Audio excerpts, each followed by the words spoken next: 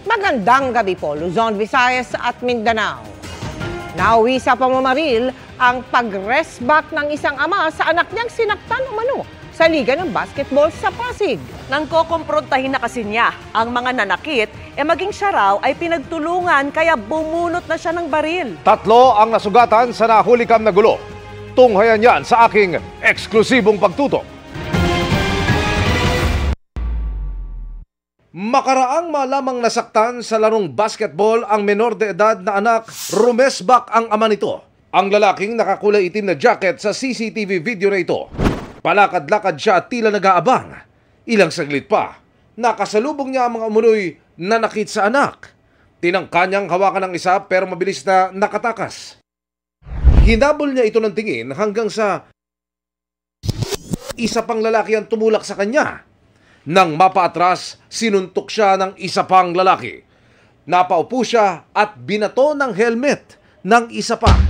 Dito na bumunot ng baril ang suspect at pinagbabaril ang mga lalaki na nanakbo sa magkakaibang direksyon. Ang namaril, mabilis ding tumakas. Wala pang 24 oras, nadakip din ang suspect sa pamamaril.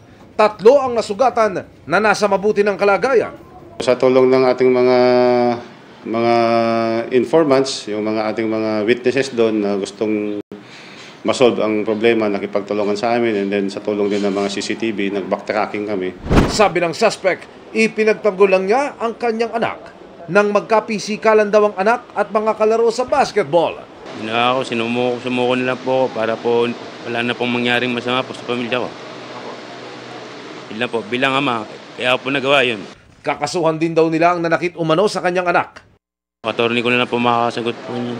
Paalala ng pulisya, lalo't uso na ang mga liga. Sa ating mga players, alam po naman natin na ang basketball ay isang contact sports. So hindi po may iwasan talaga na magkabalyahan, and let's us hold our horses. Sa ating mga magulang, yung away po ng bata ay dapat hindi magiging away ng magulang. Para sa GMA Integrated News, Emilio Sumangil, nakatutok, 24 oras.